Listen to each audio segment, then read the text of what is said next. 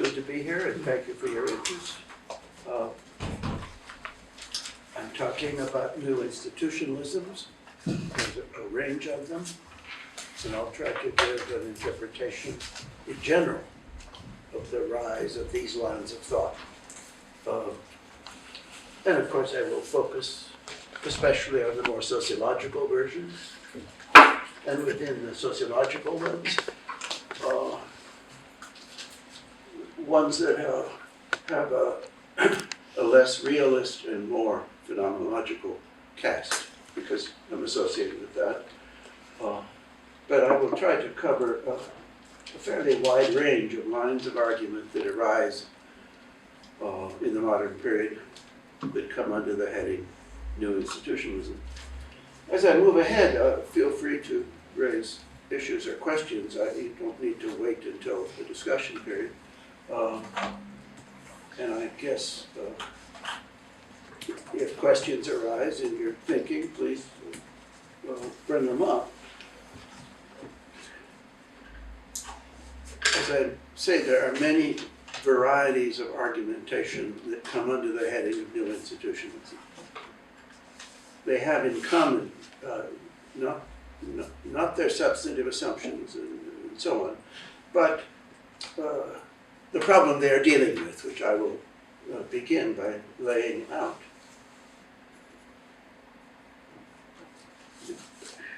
The new institutionalisms take off in the modern period. And the word new is used to imply there is old institutionalism, which is very central. And the new, I will describe how the new ones differ. The old institutionalisms, as with the rise of social science in general, come after with the Enlightenment. And when you begin to get picking themes up from the Greeks and from a variety of philosophic sources, you get what is sometimes called the invention of society as an object of discourse, analysis, and policy. These lines of thought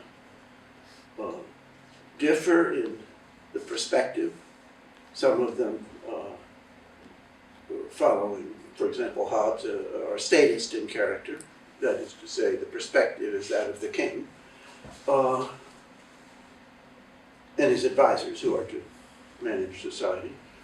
Others are more liberal, roughly following Locke or somebody, imagining the society of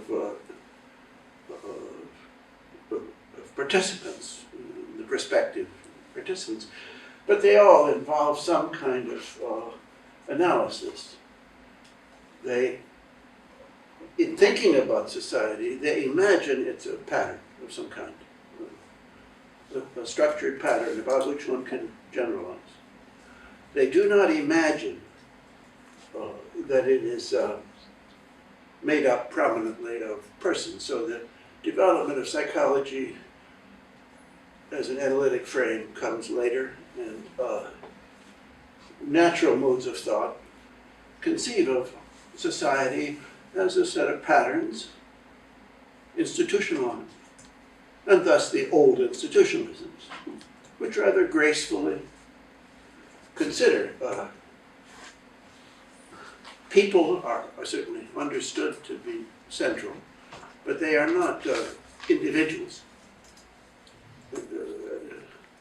They are people, and they are embedded in habit, a word that disappears in the 20th century with the evolution of aggressive liberal thought,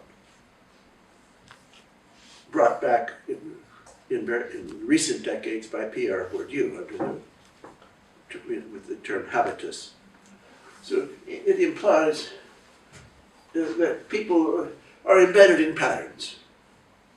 Habits are their own patterns. And this is entirely reasonable, although it disappears from social science language with their, but it is very reasonable it is very unreasonable to imagine that when I get up in the morning and go to work that I decide what I'm doing. I do it the same way and have done it the same way for, well, 40 years, basically, except that a crisis came because they put a new building in the way and I have to go. So but very little decision making is involved. In fact, when I do it, I'm contemplating the evils of my various enemies. Not the decision about how to go to work. Well, and in the same vein, groups are conceived as having customs, a term that was very prominent earlier in the 20th century in social science. They were patterns around which groups in society, their behavior was structured. Again, that term has weakened over time. I have not done a Google engram on it, but I'm sure customs, you wouldn't want to use that in a paper you sent to a sociology journal. Now, and societies were understood to have cultures. And it was easy to generalize about them. And they were seen to be constitutive. So it counted as a kind of explanation in those modes of thought to imagine the French are like that because they're French. An idea that is now treated as unacceptable. Those are the old institutionalisms. And they survive fairly strongly until the World War II, I guess, and remain in popular discourse. That is, while you can't in this room in a university say the French are like that because they're French, that's in fact how you think about it as you function in society. Yeah, he's French. Yeah, that's why he does that. Yeah. So, in folk explanation, these older forms are very natural to interpret the behavior of individuals as reflecting patterns that are built into them. He acts like that. Yeah, that's what he's like. Perfectly okay. But you are not able to use that properly in the social sciences. Then it gets taken over by forms of analysis that treat people as individuals who make decisions and engage in action. So dominant lines of thought come to be action theories rather than historical theories. Similarly, groups are seen not as embedded in custom, but as implicitly organized, that is, with interests and policies. And similarly, societies are seen now as structured around polities, decision-making, actions. Those lines of thought become dominant in the social sciences relatively, most especially in the liberal context, American context. But that became very central in the world after 1945. And there are changed perspectives, where society is seen as made up of participating and purposive, sometimes rational, individuals, groups, organizations, societies, states.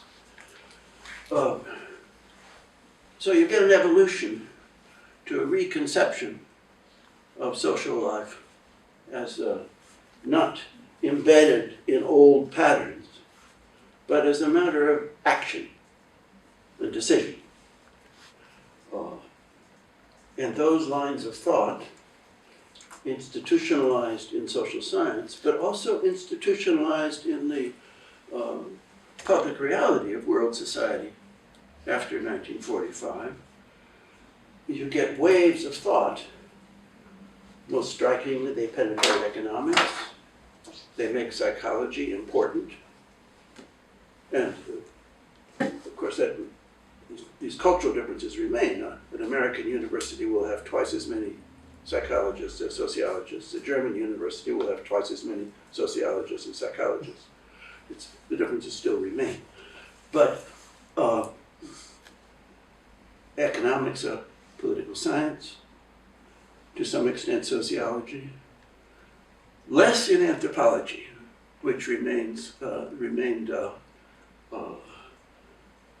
more traditional in its embeddedness in older patterns of thought. But even within anthropology, you get crises of conflict between the new ways of thinking, which envision society as made up of purposive and bounded participants. And so this becomes a fairly central development.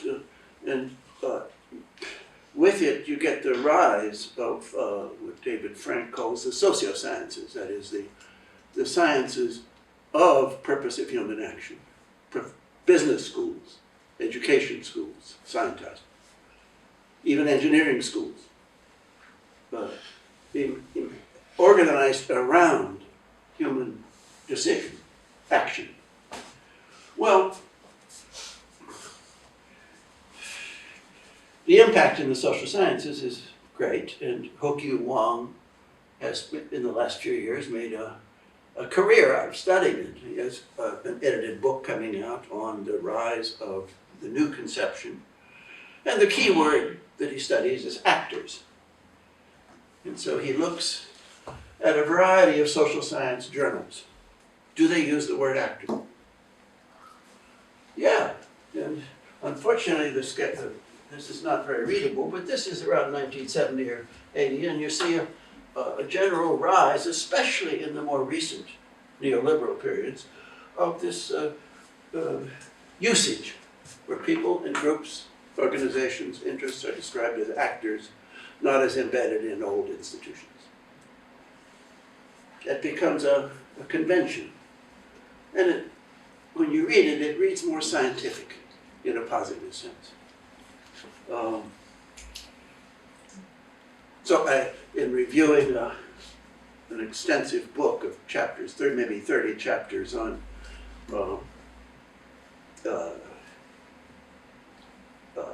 micro-behavior of people in organizations, there were no references in any of them to tribesmen or peasants or even workers. They were persons, which implies mass education. Maybe that word was used, one of the related words, maybe 15 times in the average paper of these 30 papers.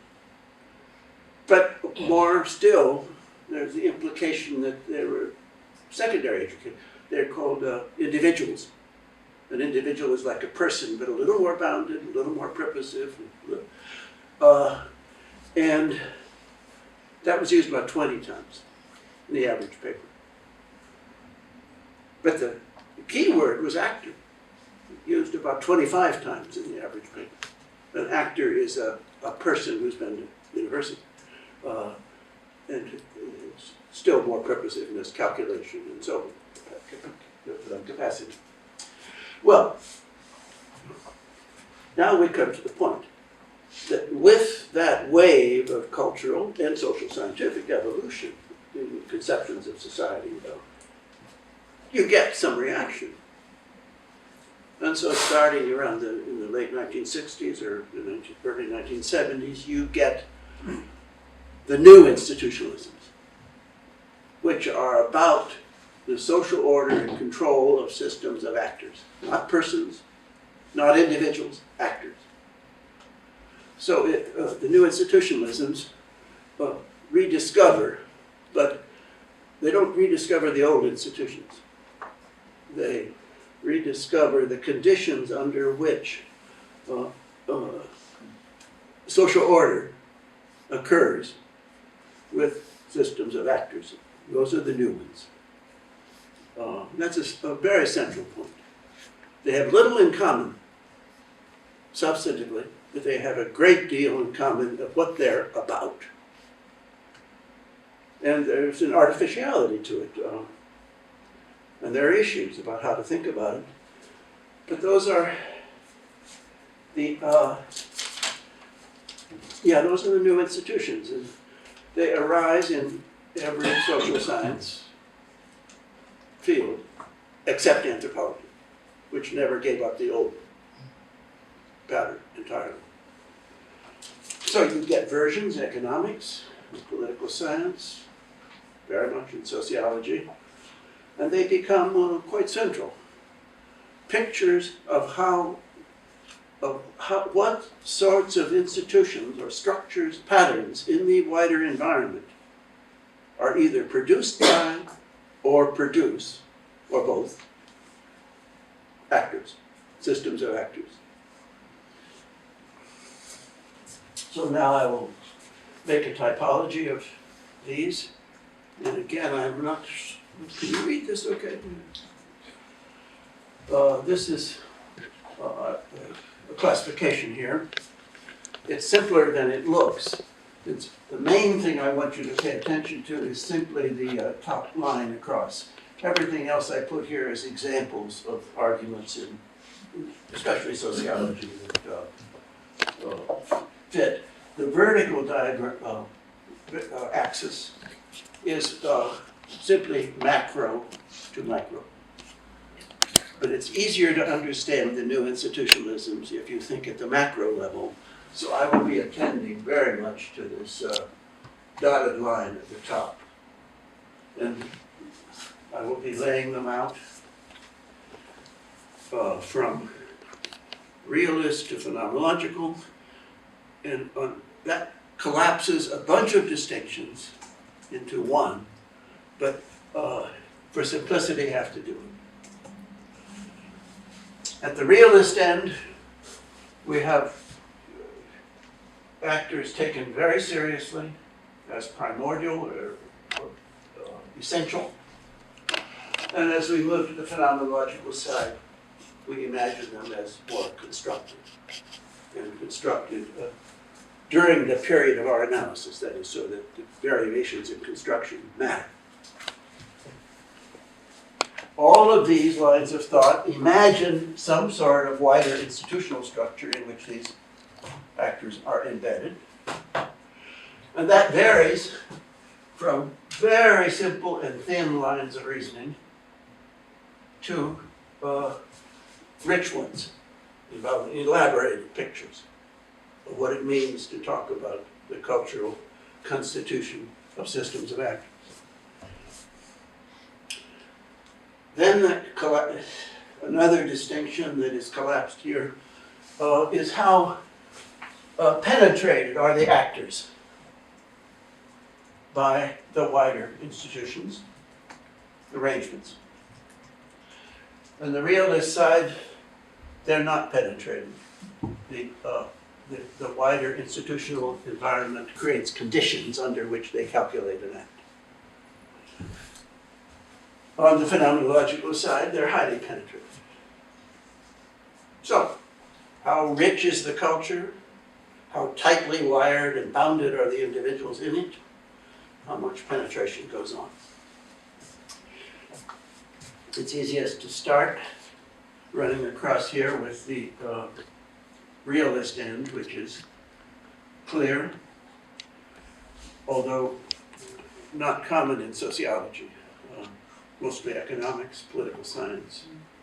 And here the idea is that there is essentially one governing institution. It's a rule of some kind.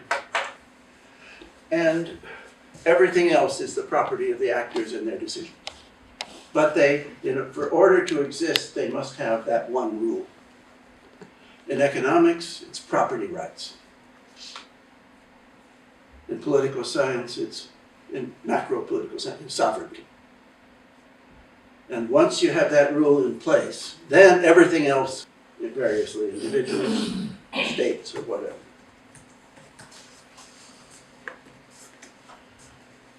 This line of thought, there's variation in where do they imagine that the rule comes from? Where does sovereignty come from?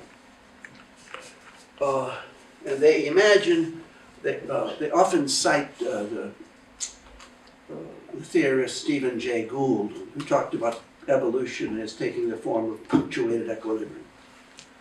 And they think of sovereignty as a punctuated occasion, almost as if God intervenes in history or something to create change conditions. And in political science, they locate it in Westphalia. And we refer to the Westphalian System.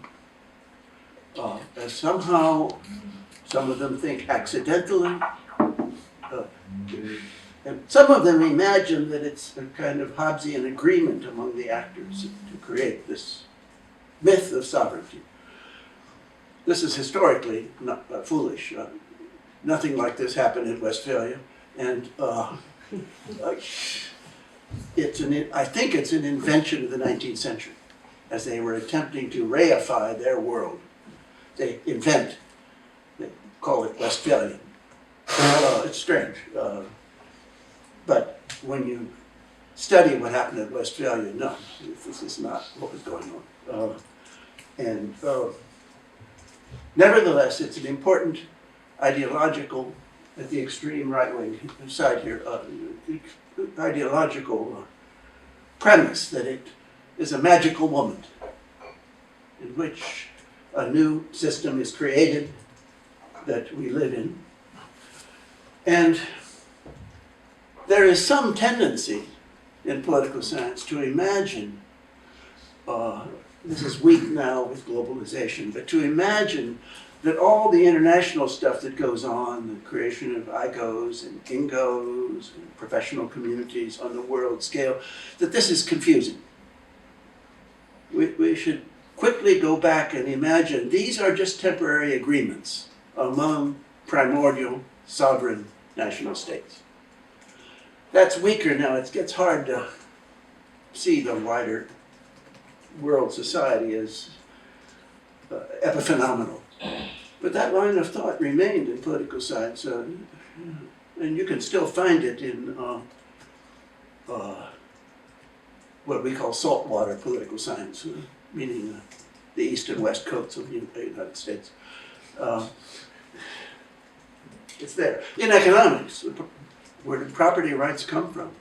And again, there's an obfuscatory discussion of how it came to agree on this fundamental principle, which constitutes our marketized world. Very strange. There's been a tendency to go back in time and to locate it in the medieval period.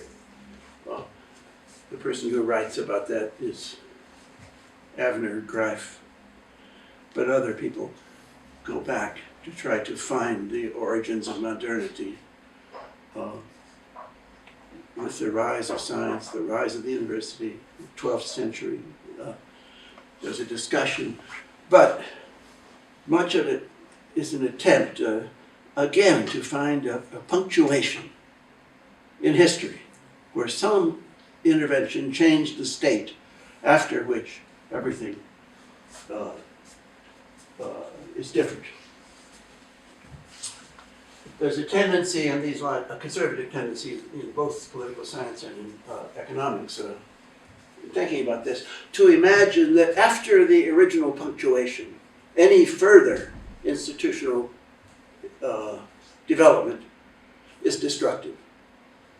It enervates the actors, it weakens them, it makes them dependent, and so on. Ideally, they should confront in a realist way the tough world. This does not have much weight in sociology. What does happen in sociology is an elaboration of what is called resource dependency theories, in which the actors are a little more penetrated. Usually not much culture is involved. Mostly it's interests. organized either in network relations or sometimes straightforward power relations. Most of the people writing in this tradition do not call themselves institutionalists, because they imagine that the world of power and network relations is a very real world, and do not want to incorporate much cultural material. But this is a very common lines of thought, some of which, as the books edited by Royston Greenwood, do call themselves institutionalists, and others who would die rather than use a term like Charles Perrault. But the lines of thought are there. Mostly the institutions envisioned are power structures or networks of relation. This is a very common line of thought in American sociology. Then we've come to the crucial categories here, in which you imagine, yes, the world is made up of actors, bounded and purposive, but they are more embedded in some kinds of environments which vary over time during the period of our research, and which are deeply meaningful, and the actors are now seen as more penetrating, not as having prior interests only, but as having, as impacted.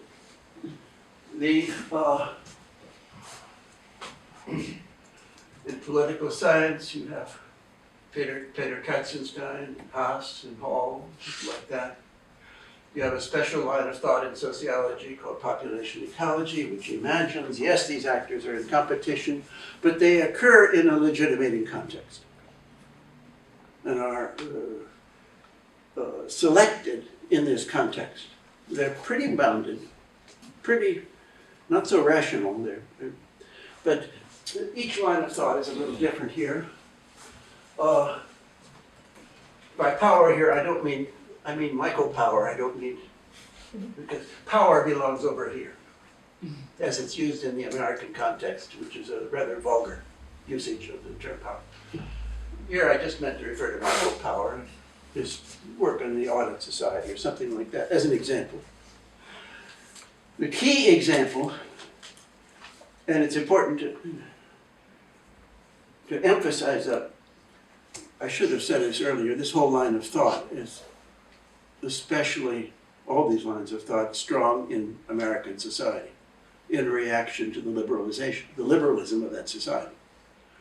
So many of these distinctions have less meaning in German social science, which doesn't take the actor quite so seriously, and which retains much more of older institutionalist lines of thought. But the central document in America, I hope you can see this, is a paper by DiMaggio and Powell, 1983, which crystallized a developing line of argument, which is heavily cited in America, somewhat less heavily cited here, I think, for reasons that will become clear. They were talking about entities that they thought of as organized entities, they thought of as actors. Implicitly, they could apply their theory to individuals as actors or to nation states as actors, but mainly they were contributing organization theory. And they had a richer conception of culture, a more penetrative conception of the relation to actors, but mixing more realist and more phenomenological lines of thought. They talked about ways in which organizations are influenced by their normative environment, which they saw as linked to the professions. Parallel in political science, epistemic communities. In macro-political science, same idea. Normative impact.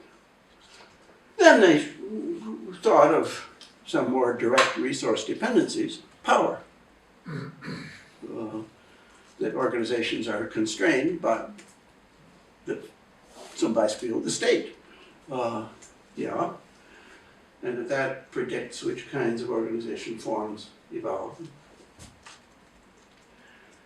And those two lines of thought, the emphasis on the professions, the emphasis on the state, political science, one says regime. Those two lines of thought fit fairly well within the more traditional and more realist modes of thought. They were not problematic. The resource dependency people could easily understand the power of the state, and they could loosely understand, although not well, the power of the professions, which is not in Germany, but in American sociology, a problematic thing.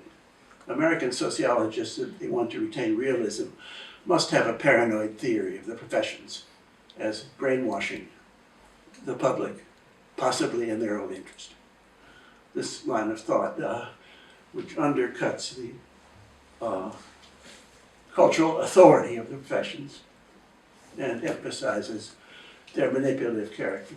So in understanding the rise of radical notions of actorhood, a number of American sociologists, trying to understand how could this happen, go back and try to write case studies of the Montpellerin Society, where these evil economists assembled and created extreme doctrines of free trade, free choice, and so on. And they imagine it must have happened there, that those people must have had some magical capacity to brainwash the entire world. So there's tension about it. But this is all a sideline from my discussion here. The important point here is that DiMaggio and Powell also had a third category. They called it mimetic isomorphism, in which people, organizations, and states, it's not normative exactly, it's not exactly power, they just copy the successful people in organizations. Or they copy models derived from that. And they do so possibly without thinking. And thus they are not quite actors anymore. They are actors in a theatrical sense, constructed following script, not purposive and rational decision-making actors. That notion, very poorly specified initially, then because it challenged the more traditional ways of thinking, became a sore point or a source of innovation. And later reviews by realists of the whole line of thought think that's where sin began to enter social theory, where if we start to say the actors are not actors, we're in trouble. And so there is a review paper many years later who picks out that as a problem. And why is so much attention going to mimetic forms of development rather than normative and power-based? So it remains a tension. And one of the early precursors of these lines of thought in institutional theory, these more phenomenological, were papers by the notable sociologist and political scientist James March, who was kind of a magical figure in the rise of modern organization theory. And he had a number of papers, aggressive papers attacking the more realist lines of thought. And they were deliberately somewhat frivolous. That was his style. And the most influential one was called the garbage can model of organizational decision-making. implying a very high level of embeddedness of the participants in some structure. And that, it was technically not a good paper, but the imagination captured everyone's imagination, and it was endlessly cited by advocates of the more phenomenological lines of thought in the ensuing years. And it so angered the realists that 50 years later, in the American political, or 30 or 40, 30 years, in the 2000s, some realist political scientists published in the American Political Science Review an elaborate, labored attack on this lightweight garbage can paper. They were very serious, and they thought this is where social science went wrong. It's an amazing paper that they put in that much time and energy attacking. March's paper had used illustratively some simulation models that didn't make much sense, but he decorated it a little bit with that. And they attacked that, showing that these were somehow wrong. They have no theory of the influence of the paper, but it suggests the tension involved. And I have to emphasize that, the tension especially in American social science. Well, then we move to the left, and then there's a canonical paper by myself and Brian Rowland that always gets cited very heavily, and that refers back to the more phenomenological tradition. Berger and Lockman is a famous book. It refers back to Alfred Schutz, it refers back to Weber, a well-known line of thought here. And an American thought very much represented by my own work with Brian Rowland in political science, some constructivist lines of thought. Then in the tradition deriving from Foucault, you have Miller and Rose, Peter Miller, Nicholas Rose, other participants in arguments of this kind.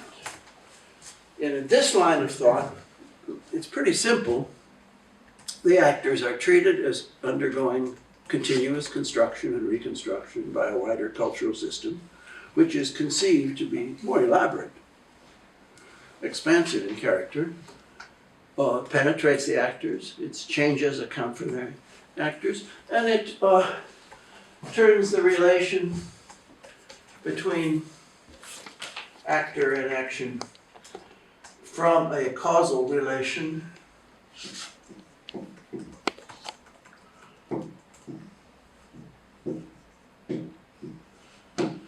to a tautological one. It imagines a wider cultural frame who defines the actor, maybe defines the action, and makes maybe defines the relation between the two, so turning this into a tautological relation. So, we have the idea that the social behavior of individuals is seen as actors of organizations, of national states, should be seen as enactment, not action. And what is enacted are variable scripts of various kinds in an environment, producing continuing construction and reconstruction. So that under modern conditions, when the actor operates under culture, defining himself as actor, believing he is actor, then he engages in rituals of decision making and so on, because it's part of the process of being a proper actor. So let me give an example. In the American context, where access to higher education is rather open, at least formally, to pretty much everybody,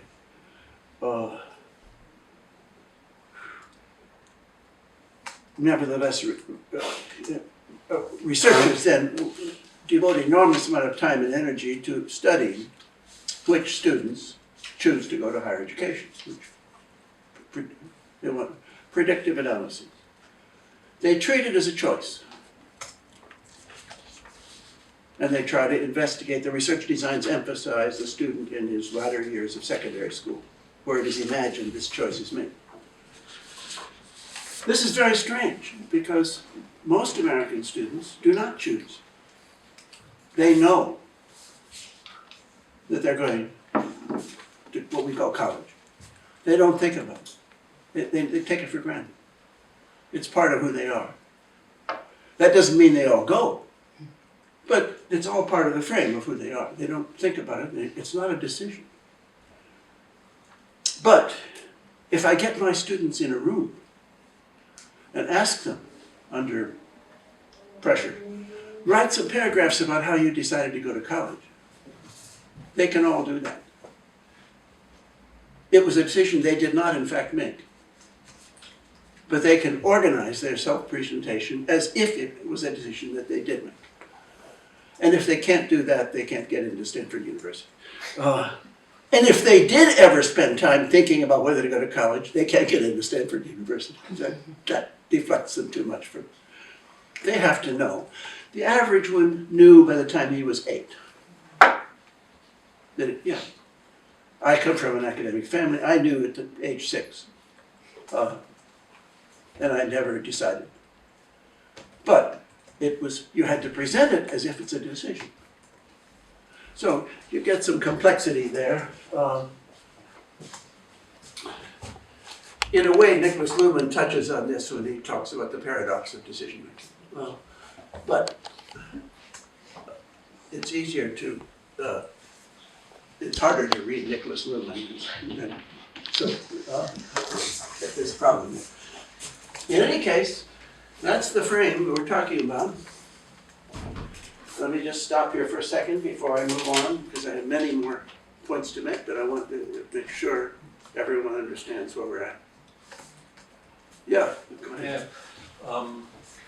At the phenomenological pole of your discussion, there is or scale of institutional theories, there is a tendency to go to the more, I would say, objectivist, normative, Personnian way. But in interpretive analysis, there is a second strand of research that is more subjectivist. It's not this rational choice model of actor-action, but it's a reconstruction of the subjective meaning and not of this cultural meaning as an institutional fact of society. It's more going to reconstruct the ways of thinking about it in this head of a person. So you need this actor-act element for analyzing the social process or something else. And not only you do more than the information about this cultural level and this cultural norms and routines and something else.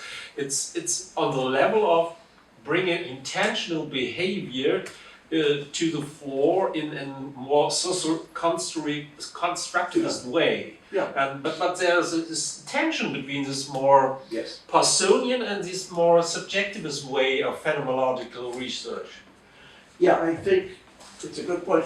I think that the Parsonian model lies more in the middle there, because it implies extensive socialization processes and so on, whereas the more extreme model implies some sort of cultural structure that makes it taken for granted. But on your second point, or what I take to be your second point, it is empirically true that much of the literature here is down at the more micro level. And that's the dominant literature in this field.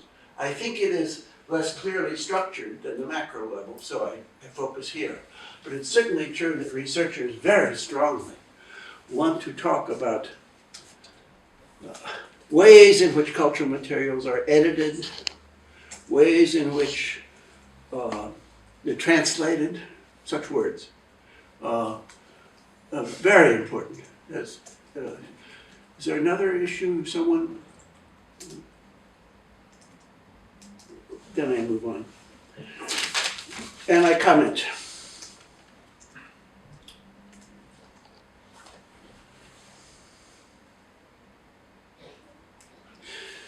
One comment is that in empirical research, there's no reason to treat all this as entirely oppositional. It's easy to imagine lines of thought in which prior purposes govern action, and also very changing social definitions and so on. So it gets organized in the field as an opposition because of the underlying imagery and assumptions, not because the arguments are empirically inconsistent. That's an important point. That it's highly ideological, the disputes here. Then I guess the second point is that ideological matter, I call it the red line here. Whether we take the actor seriously as prior or whether we treat him as constructed. And I have to emphasize that's an ideological line. It is because liberal society rests on the assumption of the choices of actors in markets, democratic life, social life, cultural life. If those are treated as construction, the justifications of liberal society weaken. If it's all a wired game. So there is tension. I call it the red line. It has a normative character. I have to emphasize that because that red line is much stronger in the United States than in Germany.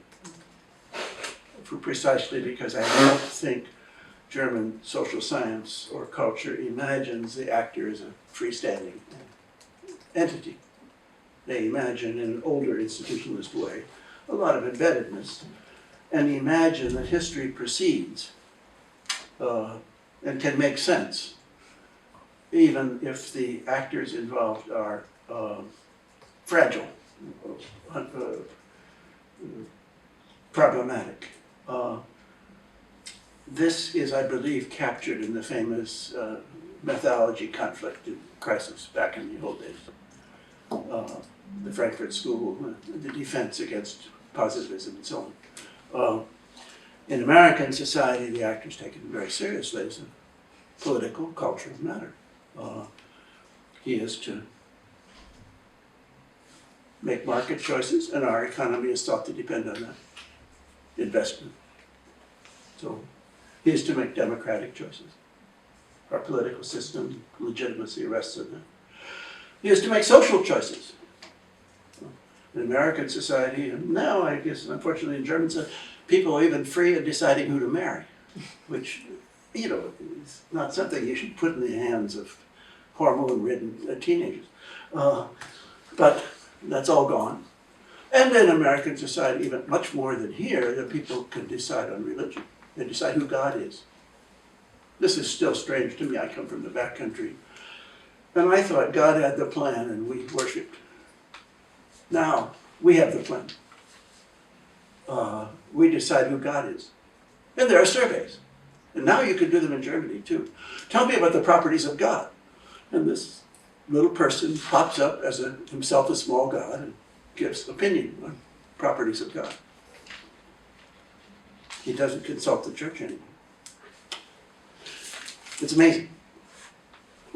So that produces a red line, which often involves criticism of the more institutional arguments as irresponsible. Then, of course, in Europe, the phenomenological lines are associated with the far left and the far right. Not so much in America, and the lines of thought I'm talking about today are not politicized, particularly American sociology. It's not an issue. Nevertheless, the normative issue arises. And in the discussions of these matters, a leading political scientist, a very realist person, he said, well, if we took these ideas seriously, these institutionalist ideas, there would be no role for the political scientist. And of course, I'm a sturdy Midwesterner. I could hide my tears at this thought. But it indicated his sense, the normative obligation to adopt even fairly unrealistic realisms as permitting rational decision making by actors, states, and so on. So who was that?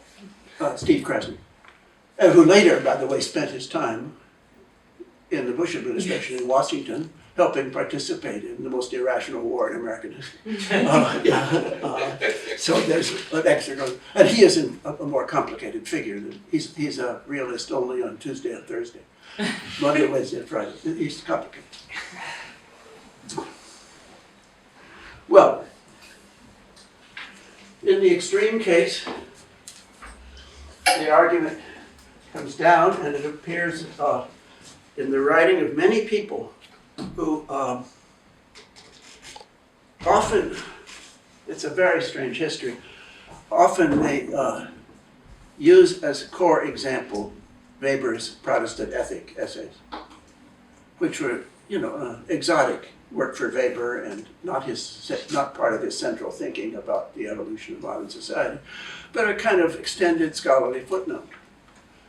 But in American society got taken very seriously. First as an argument against Marx, and then second, in the way I will use it here, an argument about social causation. That we have social structures, and these structure the lives of individuals,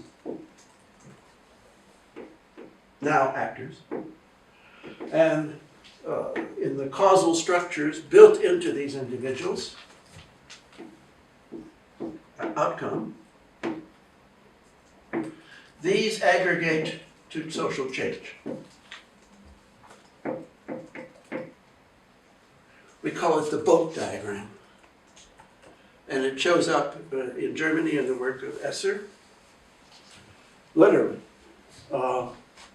In America, it was promulgated most prominently with a number of people, Gudmund Hernes from Norway, Hans Zetterberg from Sweden, but most prominently James Coleman, who was the leading American empirical researcher of the 1960s and 70s and 80s, and who late in his career took up social theory, although his career had been, and who became a convert to realist thinking of a kind that was quite at odds with his own empirical research earlier. He became a carrier of the American religion, which is, of course, this diagram. And Weber's Protestant ethic is read as a canonical example of this, that various social changes generate a reformation which impacts individuals and their motivation, which produces capitalist attitudes and possibly behavior, which adds up to capitalist society. Nobody who discusses modern society takes this seriously at all. And Weber himself, in his latter work, did not take it very seriously. It was a basic causal structure. But it got to be used in American sociology as a proof of the virtues of reductionism to the level of the sacred individual. What gets left out here, sometimes presented with dotted lines, sometimes left out entirely, are more direct relation between social structures and change. And the issue arises because social structure, of course, manifests itself in the behavior of human persons who may or may not be acting as individuals, and certainly may or may not be acting as rational actors, and play a variety of roles, one of which might be individual, but it's a role. And it embedded in social meaning and structure, and the evolution of that role can produce social change. And this would be the behavior of persons, but they're not individuals, particularly. They're organized in a variety of ways. So, if you have in a complex European environment theorists who advise the king, say, changing the illegitimacy of usury, that can occur at a theoretical level, at a legal level, at a cultural level, at a religious level, not necessarily involving the behavior of the individuals involved, although it would then naturally change the behavior. So that, of course, we all, well, I don't know about you, I live in a world in which it is a very reasonable thing for a person, a responsible person, to choose to go into investment banking. And there's no, he might just be making a reasonable choice. He may not have Protestant anxiety. He may not have anything. He makes career choice. And it's an entirely legitimated career, although slightly less legitimate now than it was 10 years ago. So, now, I guess I've covered, oh, yes. Naturally, if you look at this conflict, then you're thinking research design. As you move to the right side here, you're more likely to create research designs focused on the supposed decision-making of individuals and actors. You're likely to get rid of institutional variation. In America, the word for this is microeconomics, because they do everything to get rid of history. And if, correspondingly, as you move to the left here, research designs tend to incorporate large-scale variation over time, and to some extent across social systems, place, to capture the more institutional variation that is thought to be central in decision-making. So there's some selectivity of research design and research perspective. And it means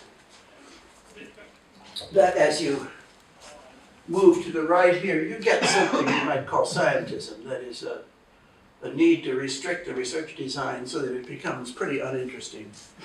And as you move left, you have to have greater tolerance for error, since you're have research designs comparing radically different places and different time periods, and you have to accept different variation there. So that's important. A final point that is kind of crucial to now where we move. Over time, in the modern cultural context, effects of the kind noted here tend to be absorbed in pseudo-realisms. That is, the way in which you institutionalize something in the modern world is you build it into the motives of the people who are supposedly actors. You script them to do what is needed. So, for example, I was just reading a paper by my collaborator, Patricia Bromley, with the crisis of world capitalism, meaning the accumulation of a lot of decision-making to a world level where there's no regulatory state, corporate social responsibility, where we attempt to imagine corporations as nice citizens in the world and a whole social structure regulated. They go to church in Davos, and they celebrate that. It's nice. And she looks at annual reports of large firms. And increasingly, back in the 70s, they talked about the importance of being nice. By the 1990s, they have what we call a win-win strategy, that it's rational to be nice. Absorbing in a pseudo-realism the institutional change. Well, so the point is, in our cultural context, these lines of thought are unstable. Because the absorption in pseudo-realisms, in this kind of cultural context, makes it appear to make sense, rather than to be an enactment of institutional prescription. That raises the question, why do these more extreme lines of thought survive so long, do such good business? And the answer is, over the last 50 or 60 or 70 years, we've gone through just very radical cultural expansion and social change. So that you constantly get new effects, not yet absorbed. Crazy things. For example, a worldwide movement to transform the status of women in global society. A later one to transform the status of homosexual people. Gigantic world environment movement of a highly, highly cultural kind. All these things occur. A wave. So some are in the human rights area, some are in the environment area, and some are in the social organization area, where we discover, oh my God, there's corruption in the world. And we make worldwide campaign against what we call corruption. Now, I'm pretty old, I experienced this. My close collaborator, Ramirez, comes from the Philippines. And he would talk about, how you do business in the Philippines. Mordida. Okay, he didn't like it, but that's the way it is. Sometime in the 1990s, he started to use the word corruption, implying it could be different. My wife comes from El Salvador. In her family, her father used to talk about how you do business in El Salvador, which is... But after a while, he starts to not normalize it, to treat it as corruption. My students come from South Korea, and they used to talk about how you do business in South Korea. Now they say corruption. There's a transformation. And it goes on so rapidly that you have to, that it keeps alive these more extreme institutionalist lines of thought. Very quickly. Now I can still in classes use as an example the expanded rights and legitimation of gays and lesbians. But it gets harder each year because my students take it for granted. Well, of course it's not. And of course they would protest. And of course everyone would understand right. It becomes normalized. As an extreme example, later in the day, Professor Leisering will be talking about examples of all this transformation just in recent decades in the social welfare human rights area. So that keeps alive these extreme lines of thought. Let me call now attention to some of the things that happen. In a globalizing world with radically changing and evolving norms. Here, from a book some years ago. And younger people here would take this for granted. That, of course, nation states take into account science and adopt institutions to support and manage science. But it's not, of course. Very recently, it occurs in a neoliberal period. Here is 1950, here is 1970. And then you get the explosion. These data end in about 2000.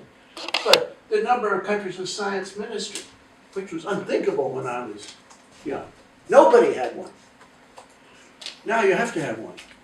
Martha Finnemore says, Zaire got one when it had, by its own account, in the whole country, 7 scientists, she says. But they had to have and UNESCO comes to teach them how to do it, and so on. the resource-dependent sociologists say, oh, it's coercive. No, it's not coercive. It's a changed cultural context in which we rationalize the environment, permitting global theories of global social order, absent a global state. It's very simple. We take it for granted. Let me show other examples because I want to move quickly. We expand the knowledge system. This is one more example of that. These are from Frank and Gabe.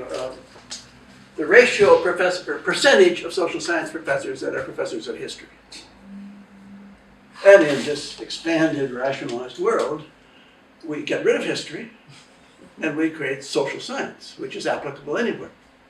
So my students will make policy advice anywhere. And I think some of them even think about policy advice for proper political organization of an extraterrestrial world. Imagine, and I can get Stanford to discuss what are the rights, the human rights of extraterrestrials if they show up. And what obligations do they have? Do they have to have compulsory education? Yeah, like that. So we have a kind of a scientized construction of the world. Let me just, these are studies that I'm involved in. This is Michael Elliott, who is, there's no word for it in English, a grand student of mine. He's a student of a student. He counts human rights treaties, all of them in the world. And they explode. Generalized assertions at a global level of the rights of all humans. And he goes on to show women, children, minorities, gay and lesbian people, old people, immigrant people, everybody. Here's the expanded empowerment. All these people are entitled to pursue their rights. It's not they're passive recipients of rights for the state. They can be advocates. He does that. And of course, as I presented here a week or two ago, corresponding to the university, if we're going to imagine a whole world filled with these empowered actors, they have to go to college. And they all do. I guess 35% of young people in the world go to university. And the realists say, well, this is natural competitive process of achievement. But the point I would call attention, this is legitimated. When somebody goes to college or university, he does not conceal the fact that he is attempting to outcompete his peers. No, he brags about it. His mother is proud of him. Like it's a good thing to do. Well, if it was a zero-sum competition, it's not a good thing. And I must say, even in America, even now, there are bars in the city of San Jose where I think my student would be careful not to say they're a Stanford student. Just, you can imagine. I don't know about Jerry.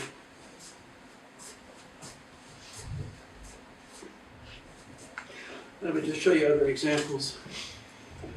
This is tertiary education. The point is it expands everywhere. The models involved of rationalized action in modern society are, at least theoretically, adopted everywhere.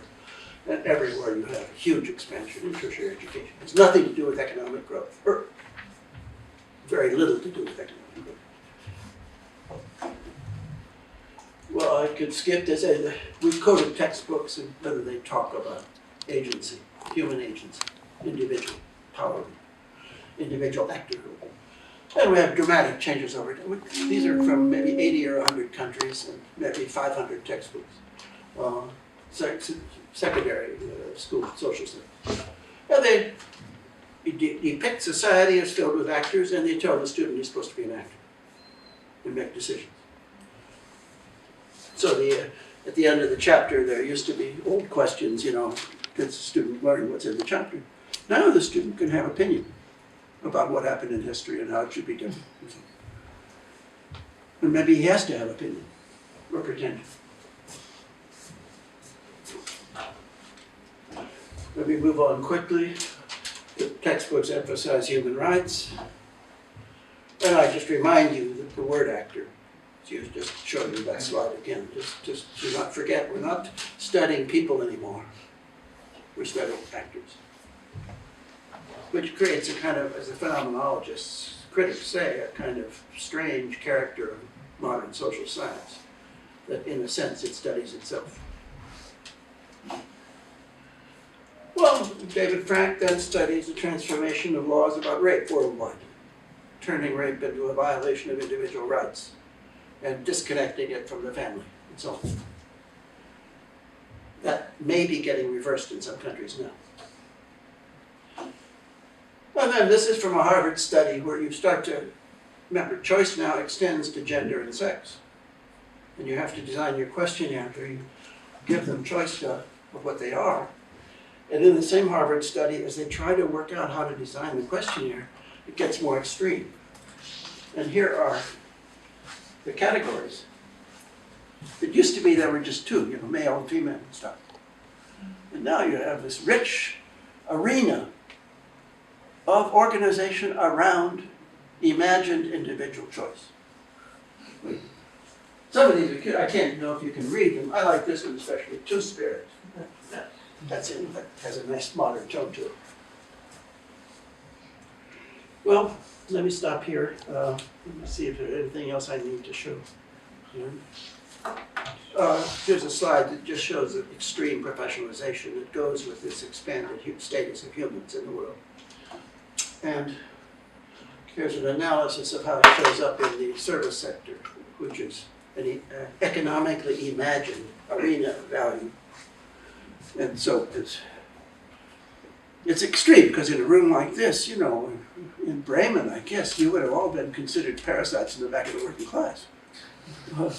And now you're loci of core human capital development.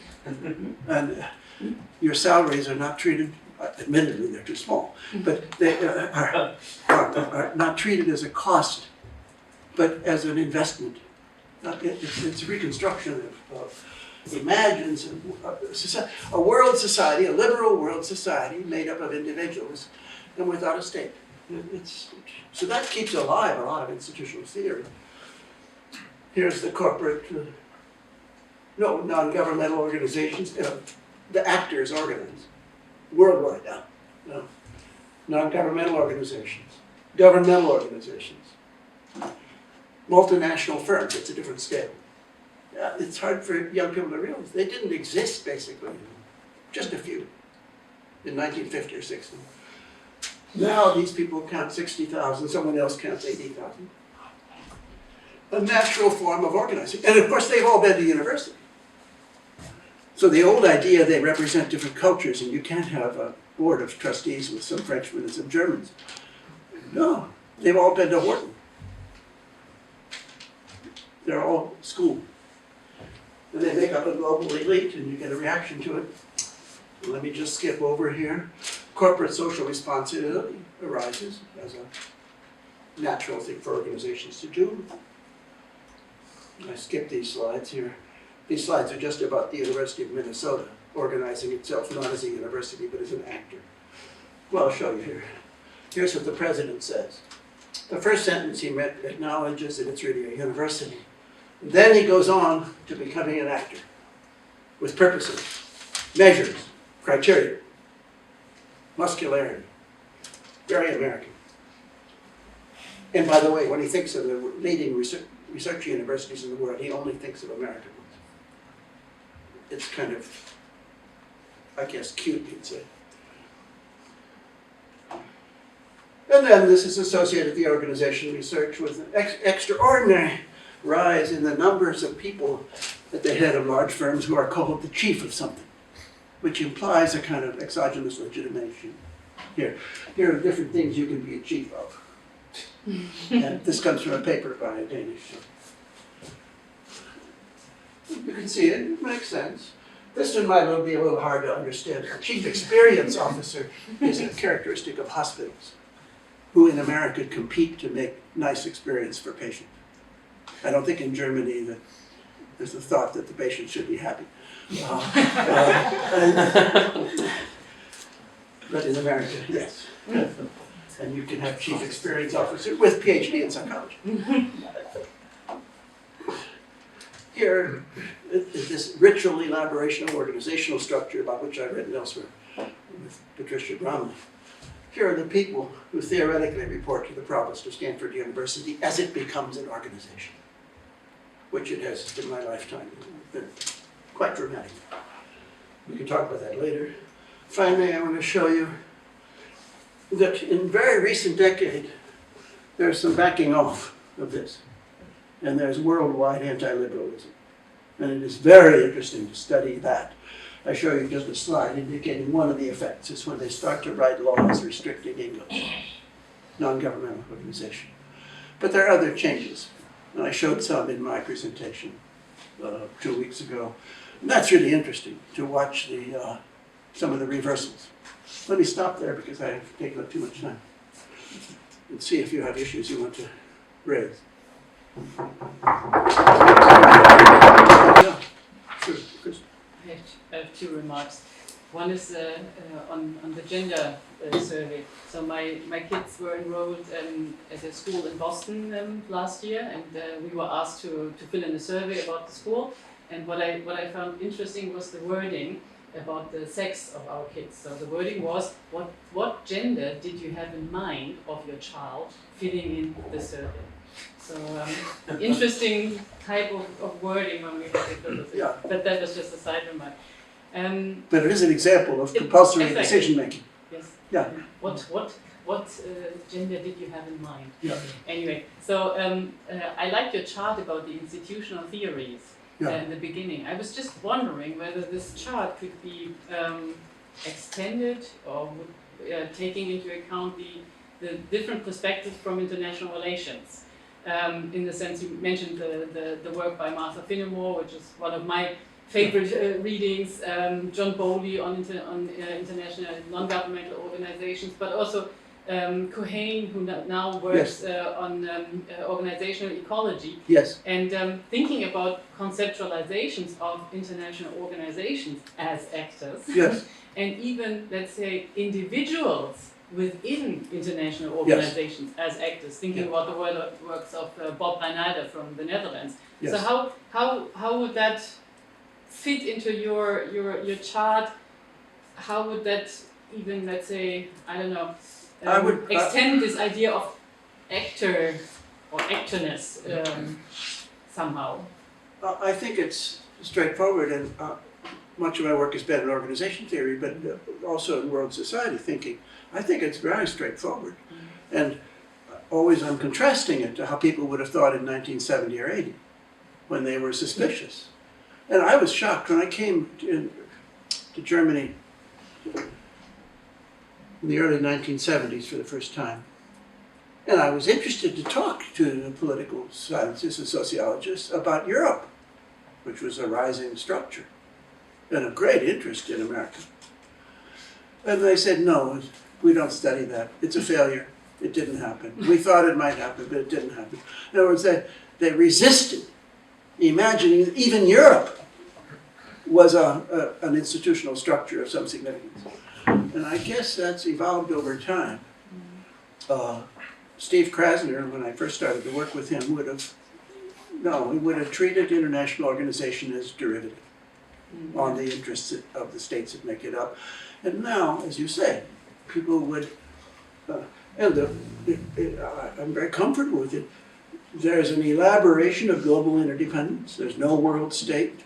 And there's more and more attention to the structures, the professional structures, world society, interorganizational, and in the economy, the rise of all those multinationals is part of an emerging system of actors. And that's how they're discussed, that's how they present themselves. I think it fits very well, and it's of great interest to me. And for research purposes, although not policy ones, I kind of hope it weakens now, because it adds variance to my research projects. So if the world comes to an end, I would hope to have a more sophisticated analysis of it than others. But I think it fits very great. Other issues that come up? Yeah, let's. Could you show again your first slide with this pole for institutionalism?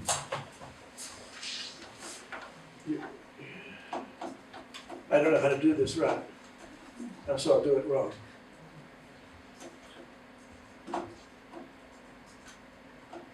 Sorry. Yes. Yeah. I mean, my field is social policy, and if I put it to a lower level of abstraction or distinction, many ideas come to my mind. Yeah. I just wanted to check, and also think, if I think of social policy research, how could I relate your typology to that? And there's one impression which I have, on the more right side, you have this background of more liberal concepts of society. I would say that mainstream social policy research I would locate under resource dependence. Political economy emphasizing employer interests, trade unions, power. And if I ask myself, how do they bring in culture and ideas, it mostly is through grand ideologies. As Espen Andersen did it, social democracy, liberalism, and conservatism, which is undercomplex, which does not at all account the complexity of cultural underpinning. But it would be more leftist direction, would not be liberal, at least not in the European sense. Yes. Yeah, if I understand what you're saying, I'm in complete sympathy. And I think what the more phenomenological types would emphasize, as you do in your own work, is the changed culture in the world order. So that in addition to being affected by having a lot of trade unions or something, there is this sweeping adoption of a world legitimated perspective. So they talk in ways they would not have talked earlier. To study that, as in your own work, you enlarge the comparative frame. And then you see these changed institutional structures, which we have seen in our lifetime, in which unimaginable expectations apply, at least theoretically, to a third world government of what they, in theory, should say they're doing or are supposed to do. I think it simply adds variation to the realist forces, local constellations of power. So I showed in the case of education, it expands everywhere. It's not only affected by economic need or by particular cultural constraints, everywhere it expands. I guess. Does that respond to what you... Yes, could I add to that? Yeah, sure. Indeed, I think this resource dependence, as found in social policy research, Yes. Does not allow so much for diversity. Three big welfare regimes, Yes. Andersen. Yeah. If you go to the left-hand side, you can ask yourself, is there anybody on the very left-hand side in social policy research? And I found it's not many colleagues who are on that side. Yeah. I would say Kaufmann, Franz-Xaver Kaufmann, is Yeah. on that side. Yeah. Yes. And I would even claim, maybe this could come as a surprise, if you have a very close reading of Thomas Humphrey Marshall, I would partially see him in that area. And I think that you can account more for diversity. Yes. Also, Robert Pinker, the most important student of Marshall, who was my supervisor in London. Yeah. I think he's often quoted, but rarely read. And Yeah. he contributes to that tradition. I think more can be done on this left-hand side in social policy research. Oh, yeah. I think the researchers I work with have mostly studied education, where you get lots of diversity, but dominating common trends in how that evolves. It expands pretty much everywhere. In social policy, I think you're right, it's linked differently to the structures of the nation state, and there's variation there. Certainly variation with education too, that is, in Germany, in a very weak way, the gymnasium survives. It's astonishing. In a whole world that has gotten rid of it, in Germany, Austria, Germany, Switzerland, the gymnasium survives. Representing a very different model of education. And in Germany, a little, in Austria more, in Switzerland even more, the old apprenticeship system still survives, where it is a valid decision for somebody not to go to university and to make other career choice. No, in America, that happens to young people, but they would say, no, I'm going to the university. There's only one right answer. In Germany, there remains. It's striking. And that's an example of how two competing forces operate. Germany is very close to the centers of world culture, but also has organizational strength to successfully resist crude Americanization. And that you notice that when you look around the world, the third world countries, in the far third world, they have no capacity to resist, but they also have weak capacity to conform. So you get variation of that kind, and one of the solutions there is to adopt a policy and not implement it, which is, of course, normal in social relations, where you establish your virtue by adopting a policy, but you don't bother to do it. That's intrinsic to these lines of theory. And I should have mentioned that decoupling is treated here as a social problem. If they can make countries adopt a policy, why don't they make them do it? So it's treated as an issue, a source of stress. Here, it's a solution. And that's a dramatic difference. So the extreme institutionalists like me would treat decoupling hypocrisy as the right solution to so many different social problems. It can be stable. And in theory, probably it is a stabilizing thing. That is, having a world in which, say, you're trying to run a mass in a church. And imagine that over each person's head is a little bubble that says what they're actually thinking. Everything collapses. Go ahead.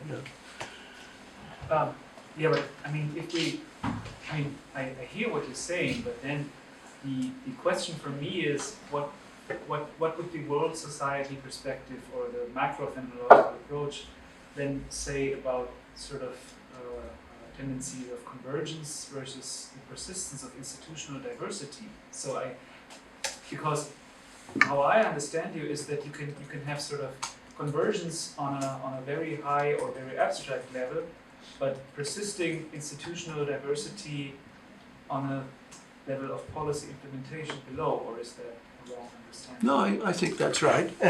But bear in mind that the convergence, it's a very peculiar period of world history since 1950, in which dominating models, often linked to American liberalism, and they become even more dominating with neoliberalism.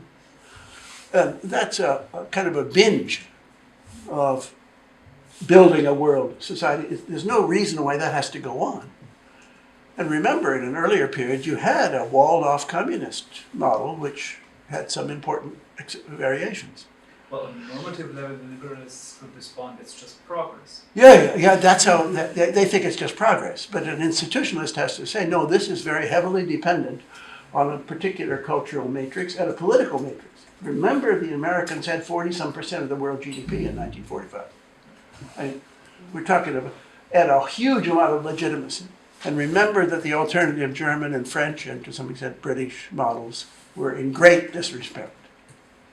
So you had a peculiar period. And then after the fall of communism, you get even more triumphalism.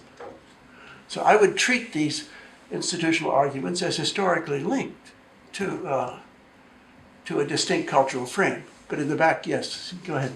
Yeah. I have a question because you just said that you would like to have a better theory before this whole culture collapses. And I wonder, how would an institutionalist explain the collapse of that highly legitimate culture that we are maybe experiencing the start of? Or would an institutionalist think that it's rather unlikely that it will actually collapse? Oh no, but if you think it's a binge, then there are a number of ways it collapses. One is it oversells itself in triumphalism, and does ridiculous things. Randomly invades countries and things. Secondly, it makes a lot of political mistakes. Thirdly, China, with a very different model, gets more important. So you get, and then always available with criticisms. Remember, those liberal syntheses have intrinsic to them real inconsistency between, for example, democracy and inequality, things like that, which then create decoupling, but also an awareness of that. So in rooms like this, there are doctoral students whose job is to contemplate these issues, and you have a 0.1% chance that you help change the model. And you have that in your head, maybe. I think it's dynamic. And the inconsistencies between model and reality are very extreme, as you know, in the world. But go ahead, you had more. No. I suggest we continue these discussions over coffee. So Okay. hopefully there's coffee outside as far as there is. Okay, wonderful. So Great. let's have a break here of 20 minutes now, and then we continue with the doctor workshop. Thanks a lot for your input at this stage, John. So that was very well triggering many questions, many comments, many ideas. I guess. So we can continue after the break.